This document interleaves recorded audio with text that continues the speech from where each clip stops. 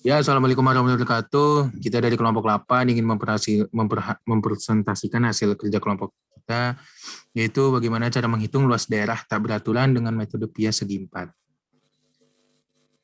Next, ya ini anggota kita terdiri dari 3 orang, yaitu Bang Kevin, teman saya Sunda, dan juga saya sendiri, Alfian. Ini beberapa outline, ada 7 poin yang bakal kita bahas atau presentasikan ke kalian. Masuk yang pertama. Next. Yaitu latar belakang.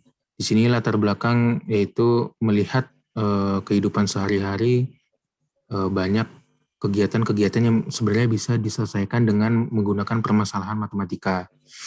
Salah satunya contoh yang kita ambil yaitu dengan cara menghitung bagaimana cara menghitung luas daerah dengan cara matematika, karena sekarang itu populasi manusia itu makin meningkat, di mana kebutuhan lahan seperti pemukiman, perkebunan, dan hiburan pun juga meningkat. Nah, maka dari itu kita memberikan suatu solusi bagaimana caranya mencari luas daerah lahan tersebut menggunakan metode numerik ini. Nah, ini ada beberapa rumusan masalah terdiri dari 3 poin. Yang pertama yaitu bagaimana cara menghitung luas dari sebuah daerah yang tidak beraturan itu menggunakan metode segi 4. Lalu yang kedua, bagaimana cara mengimplementasikan perhitungan luas daerah tidak beraturan tersebut dengan metode segi 4 dengan menggunakan pemrograman Python. Lalu yang terakhir, seberapa besar kesesuaian dan galat dari hasil perhitungan luas daerah yang tidak beraturan menggunakan metode segi 4 dengan data yang sebenarnya yang diambil dari suatu sumber. Ya, tujuan dari penelitian ini adalah kita dapat mengimplementasikan metode numerik yang kita pelajari kepada perhitungan luas suatu daerah dengan menggunakan metode Pias G4 yang kita akan sajikan ke dalam bentuk program Python, yang dimana hasil dari program yang kami jalankan yaitu adalah kita akan mengetahui nilai luas dari suatu daerah dan juga galatnya. Next. Dari penelitian yang kami lakukan, sumber data yang kita ambil untuk menjalankan program Python ini adalah data peta yang dengan format Keyhole Markup Language atau KML, dan pada program akan mengambil informasi berupa koordinat dari daerah yang kita ambil, yang kemudian akan diekstrak menjadi data latitude dan juga longitude. Kemudian pengguna dapat membuat file sendiri berupa KML yang akan memetakan daerah yang dicarinya. Next. Ya, berikut alur program kita yang menggunakan flowchart, yaitu yang pertama kita menentukan dulu daerah mana yang ingin dihitung luas daerah tersebut. Lalu kita membagi daerah itu menjadi beberapa bagian atau beberapa selang.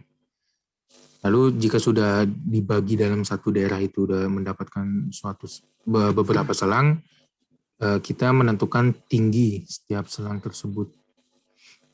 Nah, setiap selang tersebut itu memiliki lebar, yaitu di sini terdapat rumus H sama dengan xn min 1. Nah, jika masih ada daerah yang tidak terhitung, jadi kan terkadang tidak akurat ya, pembentukan selang itu kan bentuknya kan persegi panjang. Kadang ada beberapa bagian yang tidak terhitung oleh persegi panjang tersebut.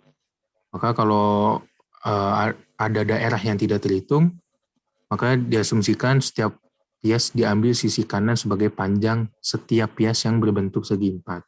Tapi kalau misalnya terhitung semua, ya langsung proses perhitungan.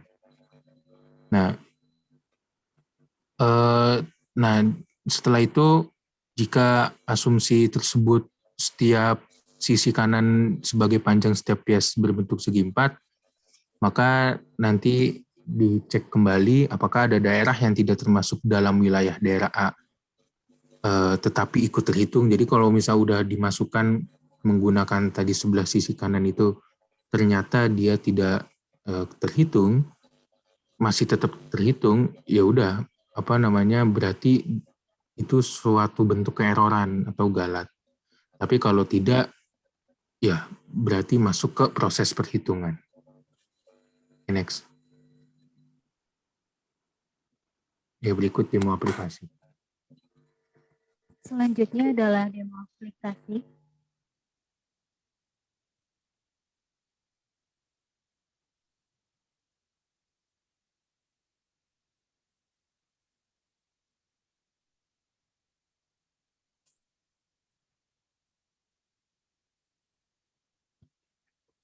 Pertama, kami akan menunjukkan bagaimana kami mengambil sebuah datanya.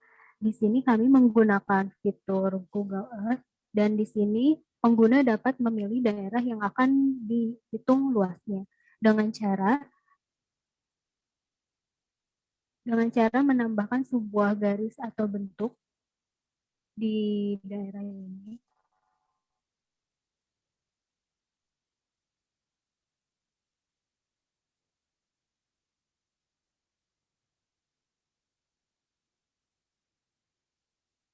Pengguna bisa menambahkan titik-titiknya, dan titik-titik koordinat ini akan lebih baik jika lebih presisi atau lebih dekat jaraknya. Dan selanjutnya, jika sebuah daerah sudah dipilih, bisa disimpan dan diketahui luasnya.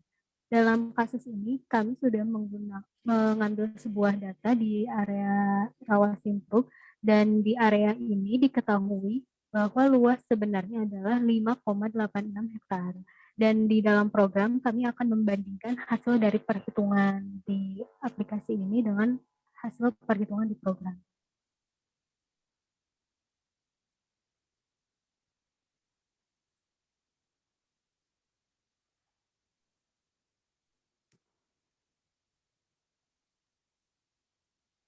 Ini adalah programnya.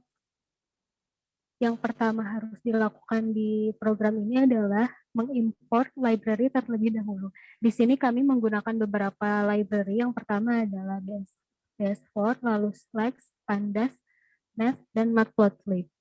Kemudian adalah meload datanya. Di sini kami menggunakan data rawasimpruk.kml yang sebelumnya sudah di-download dari aplikasi Google Earth. Kemudian data ini dimasukkan ke dalam sebuah variabel, dan kami hanya akan mengambil data koordinatnya saja. Data koordinat akan tampil seperti pada layar. Jadi di sini ada beberapa data. Yang pertama adalah latitude, longitude, dan yang terakhir adalah data nol.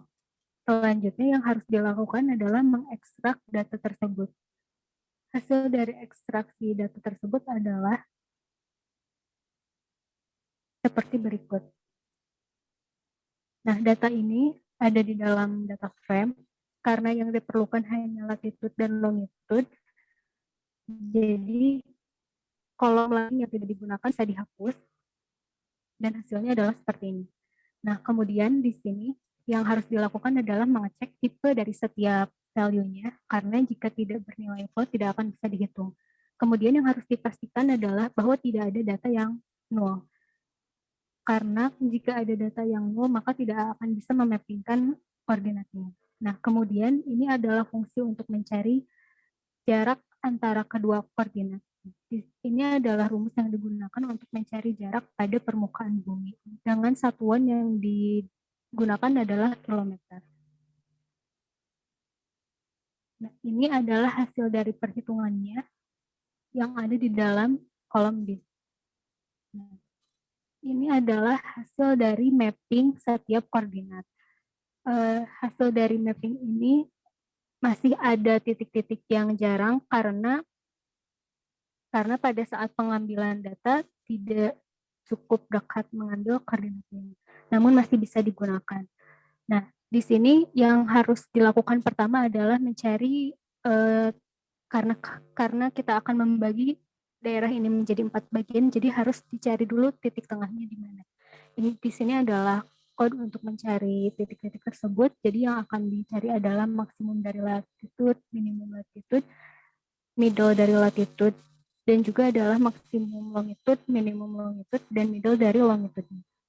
Nah, kemudian di sini akan menginputkan H-nya atau menginputkan delta X yang akan digunakan. Nah, selanjutnya ini adalah fungsi-fungsi yang diperlukan untuk menjalankan program ini. Karena daerah tersebut akan dibagi menjadi 4 bagian, jadi akan dihitung berdasarkan kuadran. Jadi ada kuadran 1, kuadran 2, kuadran 3, dan kuadran 4. Di setiap kuadran ini yang diperlukan adalah data dari startnya, lalu akan dicari jarak untuk panjang persegi dan juga tinggi untuk perseginya. Lalu dihitung luas setiap masing-masing persegi dan akan diakumulasikan. Sama untuk kuadran yang lainnya, yang berbeda hanyalah start dan end-nya saja. Lalu dihitung luasnya dan juga dihitung errornya.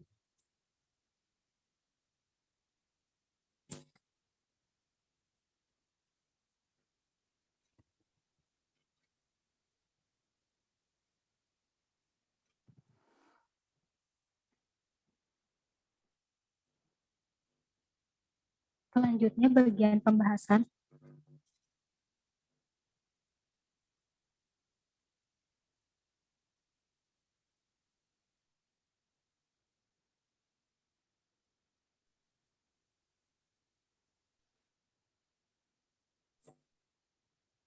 Di sini sebelumnya telah diperlihatkan bagaimana cara pengambilan datanya.